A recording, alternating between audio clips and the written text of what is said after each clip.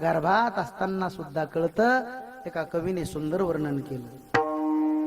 9 महिने 9 दिवसांनी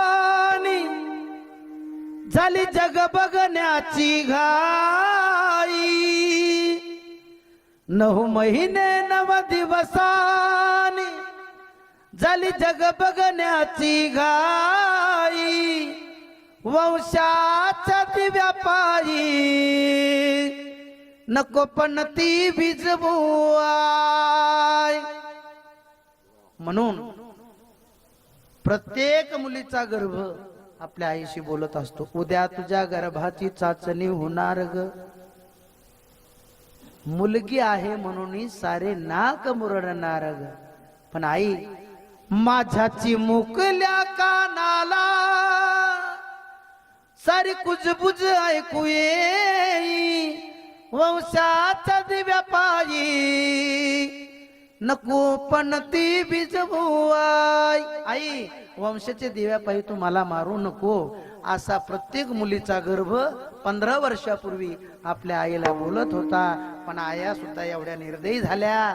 स्वतः त्यांनी मुलीचे गर्भ खाली करण्यासाठी संमती दिली आपल्या पतीला, नवऱ्याला. म्हणून आज ही वेळ आली. म्हणून जीवनामध्ये कंसा तुझ्या जीवनामध्ये तू बाल हत्या आणि स्त्री हत्या ही कधीही करू नको हे मी तुला सांगतो. वाटल्यास एक काम कर, आम्हा दोघांना तू कारागृहामध्ये ठेव. जेवढी म्हणून मुलं होतील तेवढी मी तुला आणून देईल, तुझ्या हवाली करील. ठरलं. आणि मग वसुदेव देवकी कारागृहामध्ये आहेत. वेळ कमी असल्यामुळे पहिला मुलगा झाला आणि तो मुलगा वसुदेवाने कंसाकडे दिला. त्यावेळेला कंसाने तो मुलगा हातात घेतला. तो गोजीरवाना मुलगा बघितला आणि कंसाला दया आली. कंस कोण आता? राक्षस होता. तो निरागस मुलगा बघून देवकीचा कंसाला काय आली? दया आली. आता मी असं म्हणतो, राक्षस कंस होता का आपण मुलीचे गर्भ खाली केले? खऱ्या अर्थाने आपण राक्षसी. अरे राक्षस असून त्याला त्या पहिल्या मुलाची काय झाली? दया आली. आणि आपण माणसं असून सुद्धा आपल्या हाताने मुली आपण कुत्र्याला खायला दिल्या. म्हणून खऱ्या अर्थानं आकारानं कंस राक्षस होता, पण विचारानं माणूस होता. आपण खऱ्या अर्थानं आकारानं माणसं आहेत, पण विचारानं कोण आहे? राक्षस आहेत. विठाला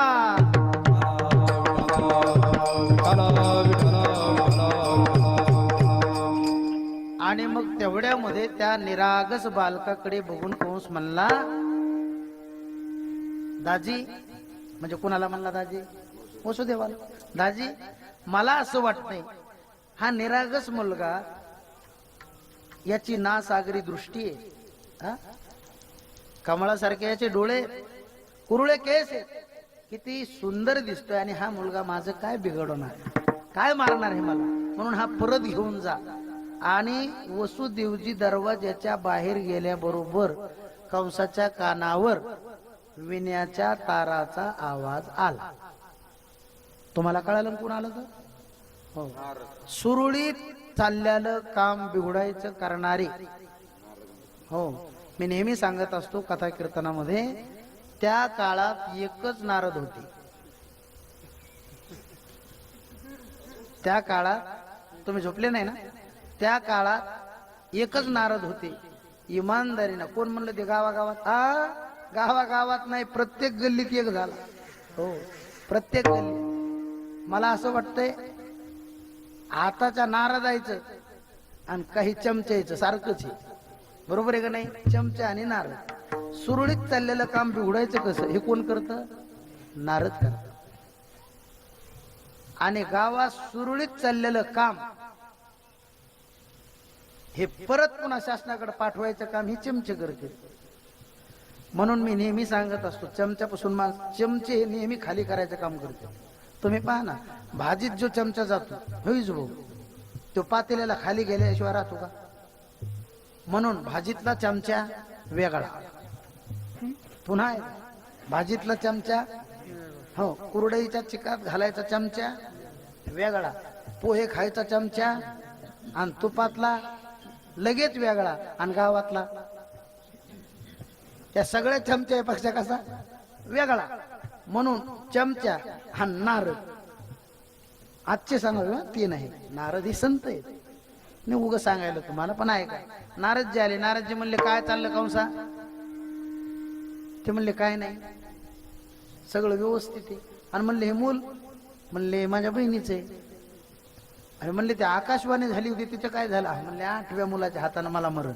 अरे म्हणले तुला कसं कळत नाही रे, तू शाळेत गेला नाही का? म्हणले काय झालं? म्हणले हे बघ, हे कमळाचा फुल धर, त्याला 8 पाकळ्या होत्या. म्हणले मोज, 1 2 3 4 5 6 7 8. आता म्हणले असं कर, 8चा 1 कर. पुन्हा 1 2 3 4 5 6 7 8. पुन्हा म्हणले 8चा 1 कर. 1 2 3 4 5 6 7 8. अरे म्हणले कसं कळत नाही तुला? जगत नियंता, सगळ्यांच्या अंतरातलं ज्याला कळतं, आणि ब्रह्मांडाचा जो नायक आहे, मालक आहे, त्याला 8चा 1 आणि 1चा 8 व्हायला उशीर तरी लागतो का? तो चतुर आहे, आपण एकापेक्षा 1 चतुर. तो चतुराचा शिरोमणी. तुला कसं कळत नाही? मग कंस काय म्हणला? मारू केला. मी कशाला सांगू? नारद काय म्हणले? मी कशाला सांगू? म्हणून एक सांगू का तुम्हाला, कलियुगामध्ये नारदापासून थोडस सावध राहिलेलं बरं. सगळी गोष्ट चुकीची सांगतील, चुगल्या करतील, आणि शेवटला म्हणतील मी म्हणलो म्हणून सांगू नको. मग कशाला झक मारायला सांगतो का तू दुसऱ्याच्या चुगल्या? मी म्हणलो म्हणून सांगू नको म्हणतो. अरे ठामपणे जाऊन सांग ना, मी सांगतो तोंडावर. म्हणून 8चा 1 आणि 1चा 8 व्हायला त्याला उशीर लागत नाही. कंसाच्या डोक्यात फीट बसलं, कारण राक्षसाला लवकर पटत असतं. त्यांना कोणताच विचार न करता 1 नाही 2 नाही 3 नाही 4 नाही 5 नाही 6ही मारित दुराचारी. 6 पुत्र देवकीचे मारले. 7वा गर्भ योग मायेच्या द्वारा रोहिणीच्या गर्भामध्ये गेला. आणि 8व्यांदा ज्या वेळेला देवकी आता गर्भवती आहे, देवकीला गर्भधारणा राहिलेली, त्यावेळेला 1 2 3 4 5 6 7 8 आणि 9व्या महिन्यामध्ये देवकीचं तेज सूर्यासारखं लक्क असं दिसू लागलं. देवकीचे तेज दिसे जैसा सूर्य. आणि मग कंस ज्या वेळेला देवकीला बघायला यायचा, त्यावेळेला कंसाचं हृदय जळायचं. कंसाचे हृदय जळतसे. आणि म्हणून पाहता पाहता 9 महिने 9 दिवस पूर्ण झाले. श्रावण महिन्यातील जी अष्टमी, बरं का, रात्री 12 वाजता बरोबर भगवान परमात्मा बाल रूपामध्ये देवकीच्या पोटी प्रगट झाले. गोपाल कृष्ण भगवान की जय. कारागृहामध्ये भगवान परमात्मा जन्माला आले नाही. जन्म खऱ्या अर्थानं भगवंताचा आणि संताचा नसतो. जन्म तुमचा आमचा असतो, त्यांचा असतो. अवतार प्रागट्यकरण असतं. म्हणून भगवान परमात्मा तिथं प्रगट झाले. आणि प्रगट झाल्याच्या नंतर एकदम 8 वर्षाचे झाले. आणि मग देवकीला बोलू लागले, मम्मी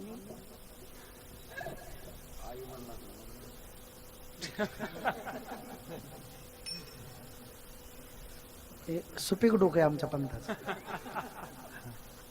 कारण अशी बुद्धी चालायसाठी मला असं वाटतं की त्यांच्या बरोबर मला 1-2 महिने राहावं लागेल, नाही का? सुपीक डोकं, सुपीक डोकं. उष्ण्या तंबाखूला उष्णा चुना मळवत ज्या गप्पा मारल्या जातात त्याला सुपीक डोकं म्हणतात, नाही का? आहे का? 8 वर्षाचा बालक 80 वर्षाच्या म्हाताऱ्यासारखा आपल्या मम्मीला बोलू लागला, मम्मी आता कसं वाटतं तुला? देवकी म्हणली, लाज वाटते का तुला? हा, कोणी म्हणेल का तू माझा आहे म्हणून? अगं मम्मी काय झालं? मी मोठा झालेला आवडलं नाही तुला? अरे नुकताच जन्माला आला ना, 8 वर्षाचा झाला. कोणत्या आईला बरं वाटेल? लहान मुलगा काय करतो? अगं आई, मी लहान मुलगा बोलायची वाट पाहतेत म्हणून 80 वर्षाची आजी 85 वर्षाचे आजोबा म्हणतात बाला बोल, बाला असं म्हणतात का नाही? ते बोलावं लवकर म्हणून शिकतात का नाही? आणि मी बोलायला तर तू नाही म्हणाली. अरे तसं नाही. लहान बाळ जन्माला आल्याच्या नंतर त्याची शोभा कशात आहे? कशात आहे? बोलण्यात, रडण्यात आहे. रड. भगवान परमात्मा म्हणले, हे बघ, मी रडायसाठी इथं आलेलो नाही. मला काहीला हसवायचे आणि काहीला रडवायचे. कारण भगवान परमात्मा याचा अवतार घेतो कशासाठी? कशासाठी? भक्ता राखे आणि दुर्जनाची संवारी. हा, त्याच्यामुळे तुझ्या भानगडीत मला पडायला लावू नको. मी याच्यासाठी मोठा झालो. आता तू एक काम कर, नंदाच्या घराला मजने गोकुळाला, नंदाच्या घराला माया उपजली देते, ठेवी मजाने देते. तू हे काम कर. आणि लगेच भगवान परमात्मा बाल रूपामध्ये प्रगट झाले पुन्हा. आणि मग वसुदेवाला वाटलं 6 पहिली मुलं झाली ती दुराचाराने कंसाना मारले. 7वा गर्भ योग मायेच्या द्वारा गोकुळामध्ये नेऊन ठेवण्यात आला. पण आता ह्या बालकाला मी माझ्या मेहुण्याला मारू देणार नाही म्हणून गच्च असं मिठीमध्ये त्या बालरूप परमात्म्याला धरल्यानंतर देवकी म्हणते, सोडा सोडा मिठी लपवा लपवा, लपवा लपवा जग जेठी, जने कंसासी कळेल माझ्या बाळासी मरेल. हे पतिदेवा, तुमच्या मिठीतून त्या बालरूप परमात्म्याला माझ्याकडे द्या. सोडा सोडा मिठी, तुम्ही माझ्या मिठीमध्ये आता द्या, तुमची मिठी सोडा. त्यावेळेला वसुदेवानं सांगितलं, अगं तुला कळत नाही, जनी कंसासी कळेल. तुझ्या भावाला जर कळालं तर जसे 6 दुराचारांना मारले तसे यालाही मारील. मग काय करता काय करता? याला तिकडे न्यायचंय. पण सर्वात पहिला प्रश्न मला हा पडला, माझ्या पायामध्ये बेड्या, हातामध्ये बेड्या, जी दरवाजे आहेत कारागृहाचे यांना कड्या आणि नंतर कुलप लागलेले, बाहेर रक्षपाळ उभे आहेत. आपल्याला रक्षण करण्याकरता आपण कुठं जातो का येतो का हे पाहण्यासाठी ते सारखा पहारा करतायत. कसं न्यायचं म्हणून जवळ पडलेली एक टोपली कशी तरी आपल्या जवळ घेतली.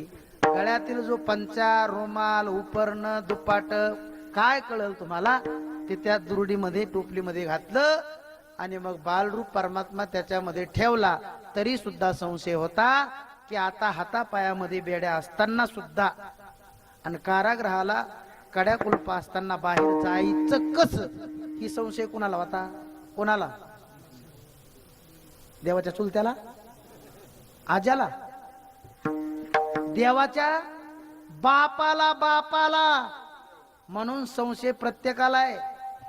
नास्तिकाला संशय, नास्तिकाला संशय. बरं का बापू, जे सकाळी 3 वाजल्यापासून परेशान असतं देवपूजा करायला, त्याला विचारा तुम्ही, का रे बाबा किती वर्ष झाले देवपूजा करतो? किती वर्ष झाले महाराज?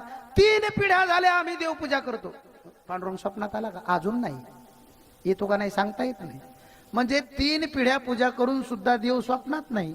बापू झोपले. बर, विठाला विठाला विठाला विठाला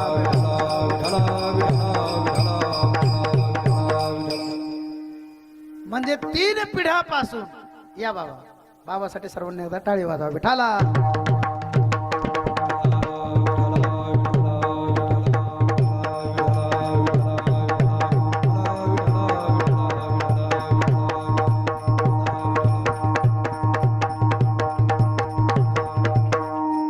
खऱ्या अर्थानं म्हणजे आता इथं कीर्तनाला विद्यार्थी एक झालाय आणि परिशिकत लय झाली. तरी सुद्धा मी नेहमी सांगत असतो, हरावया कलीचे दोष अंश जे का श्रीहरीचे मनवनी सामर्थ्य अंगी. माझ्या अंगात जे बोलण्याचं सामर्थ्य, माझ्या अंगात बोलण्याचं जे सामर्थ्य ते ज्या श्री गुरुमुळे. विठाला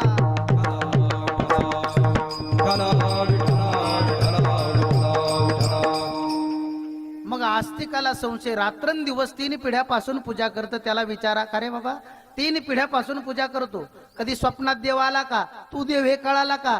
कळून घेतला का? ते म्हणला, हे अजून कोणताच प्रकार माझ्या जीवनात घडला नाही. हे आस्तिकाचं.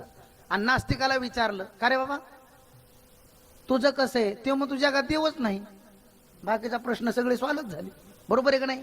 संशय प्रत्येकाला, देवाच्या बापाला सुद्धा संशय. हातापायामध्ये बेड आहेत, दरवाजाची कुलप लावलेली आहेत आणि रक्षपाळ पहारा करतात. मग आता बाहेर जायचं कसं ही प्रश्न पडला, संशय निर्माण झाला. आणि मग न कळत त्या वसुदेवाने कशी तरी हातापायामध्ये बेड्या असताना सुद्धा ती टोपली, ज्या टोपलीमध्ये भगवान परमात्मा बसलेला आहे, ती टोपली अलगत उचलली आणि आपल्या डोक्यावर घेतली. त्यावेळेला एक घटना घडली, एक आश्चर्य घडलं. का आश्चर्य घडलं? हो, उचलीला कमळापती पायीची बंधने गळती. तो कमळापती उचलल्याबरोबर सगळी बंधनं तुटून गेली. म्हणून मी नेहमी सांगत असतो, ज्याच्या जीवनामध्ये सगळी बंधनं जावे असे वाटतात त्यानं एका परमात्म्याची ओळख करून घ्यावी. म्हणजे परमात्मा डोक्यावर नाही घ्यावा, डोक्यात घ्यावा. डोक्यात घ्यावा. आपण देव डोक्यावर घेतला का डोक्यात घेतला? आपला एकच धंदा झाला. कोणता? अरे तुकोबर आहे म्हणले, त्याचा मतीत अर्थ तोच.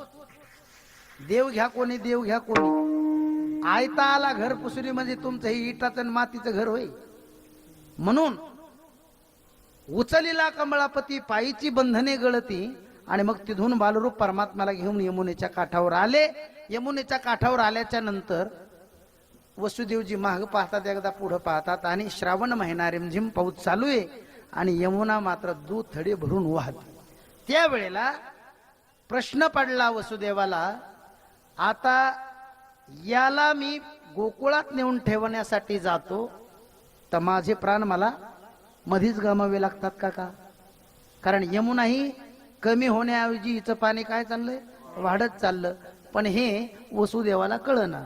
यमुना ही भगवान परमात्म्याची सासू आहे. कोणी कोणी सासू आहे.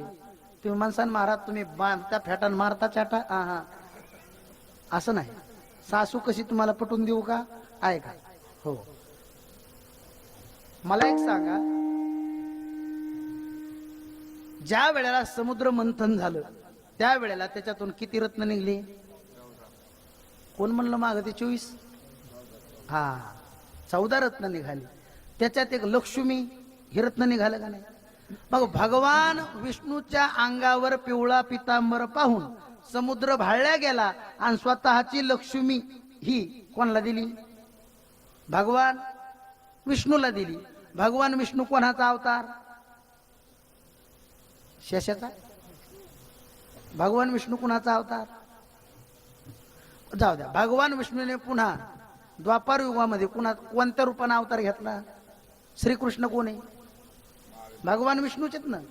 मग आहे का? आता विष्णूची सासू कोण? सासरा कोण? समुद्र. आणि यमुना समुद्राची कोण आहे? सासू. पंथ फाशीच घेईन मंडपाला मी. काही उत्तर नीट द्यायचे.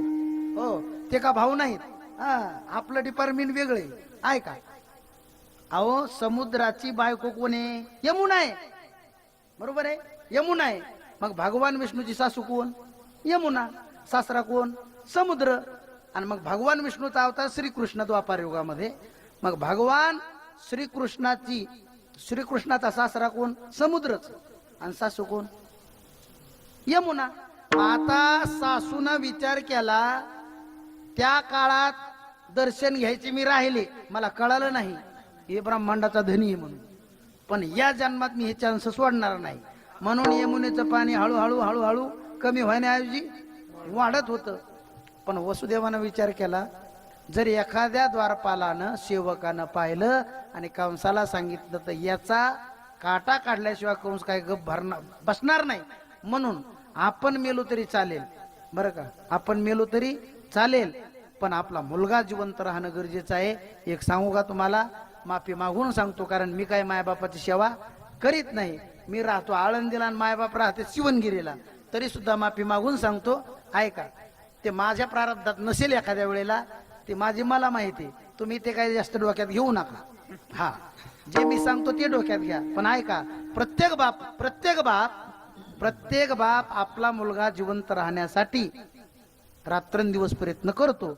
म्हणून आज जी मोठी मुलं झालेली आपल्याला दिसतात ती त्यांच्या प्रयत्नापेक्षा बापाच्या खांद्याने मोठे झालेले दिसतात. म्हणून मी नेहमी सांगत असतो, गड्या ऐका ऐका, जोपर्यंत बाप जिवंत आहे तोपर्यंत असं समजायचं आपला सुखाचा सागर सुखानं भरलेला आहे. ज्याला बाप नाही ना, अरे 50 मजल्याची इमारत बांधू द्या आणि त्याचा बाप जिवंत नसू द्या, त्याच्या घर भरणीला वास्तुशांतीला एवढं मोठं कार्य करून सुद्धा त्याला समाधान वाटत नाही. जगाच्या थापेत जेवढं समाधान नाही तेवढंच बापाच्या. जगाची थाप ही केव्हाही मिळू शकते, पण बापाची थाप ती बापाचीच असते. म्हणून एका कवीनं असं सुंदर वर्णन केलं, बाप आपल्यासाठी करतो काय. आज वसुदेवजी आपल्या डोक्यावरती बालरूप परमात्म्याला घेऊन आपला मुलगा घेऊन यमुनेमध्ये प्रवेश करायला लागले, त्यावेळेला आपल्या देहावर उदार झाले. देह जावो अथवा राहो, पण आपला मुलगा जिवंत राहायला पाहिजे. किती प्रतिज्ञा केली पहा.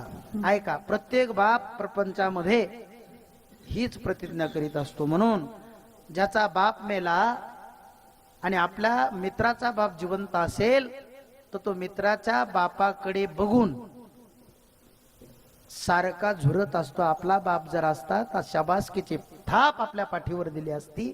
म्हणून मी नेहमी सांगत असतो, मला कस तरी होतया बाप लोकांचा बघताना,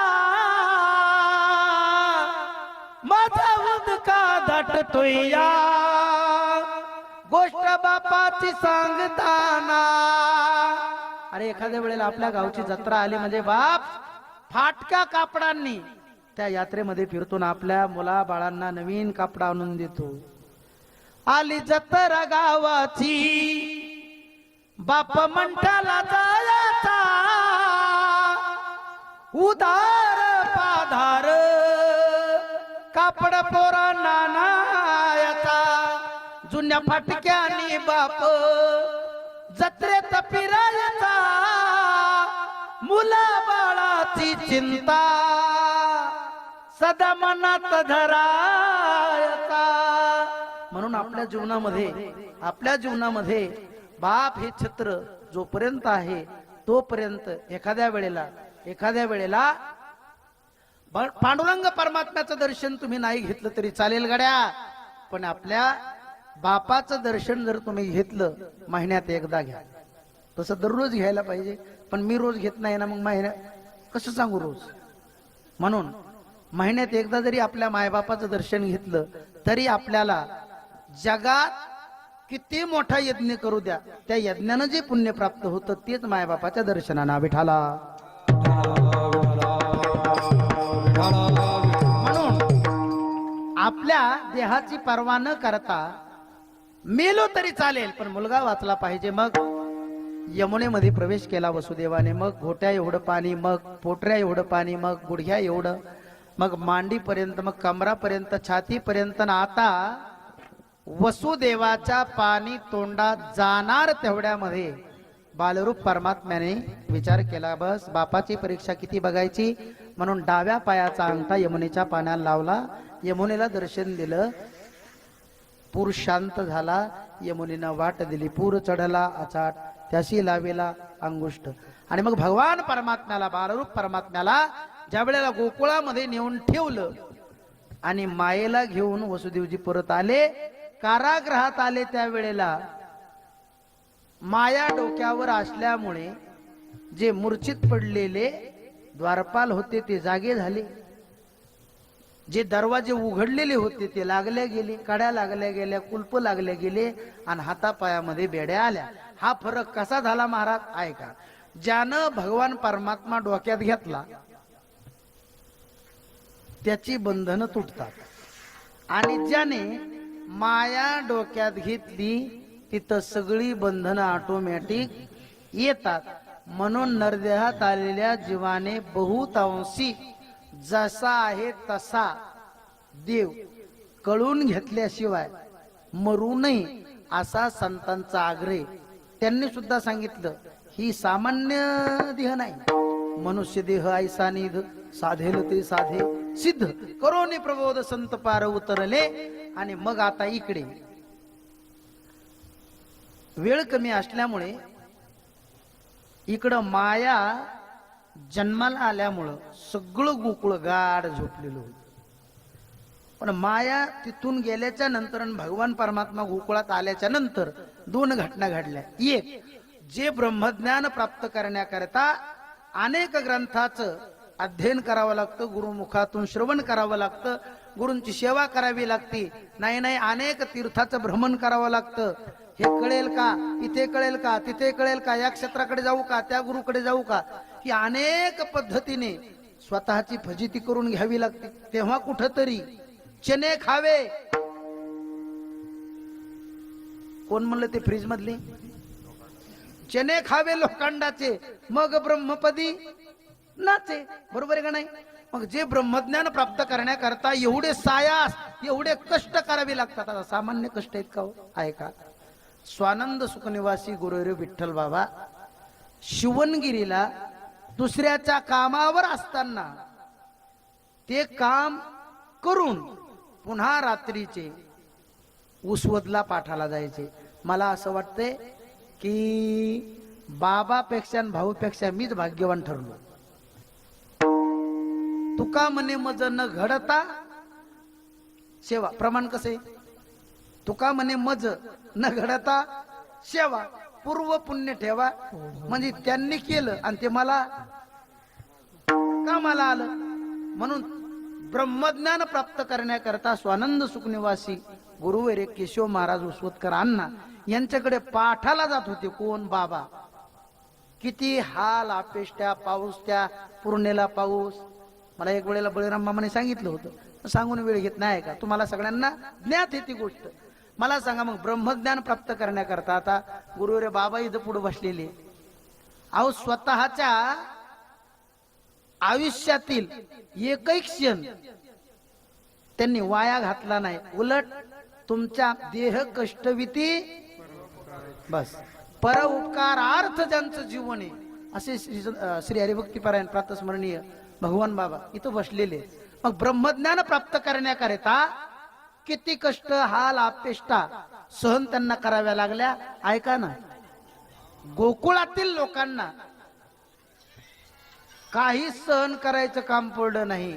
पहिली घटना घडली, लोका गोकुळीचा झाले ब्रह्मज्ञान केलिया वाचून जपत. दुसरी घटना घडली, रात्रंदिवस एक चिंता सगळ्यांना त्रस्त करायची. कोणती? कंस येईल का, कर मागेल का, दही दूध घेऊन जाईल का, गोकुळावर काही संकट आलेल का, तिची चिंता होती. रात्रंदिवस गोकुळवासियांना, गवळ्यांना, गवळींना जाळायची. ती चिंता गोकुळात राहिली नाही. चिंता ते पळाली गोकुळाबाहेरी, प्रवेश भितरी केला देवे. थोडस असं ऐका, एका ठिकाणी चिंता पळाली. माणसाच्या जीवनामध्ये, संत महाराज कुठे? माणसाच्या जीवनामध्ये चिंता पळावी, हरपावी का वारावी? आपल्या जीवनातली चिंता वारली, हरपली का वारली का पळाली? वारली.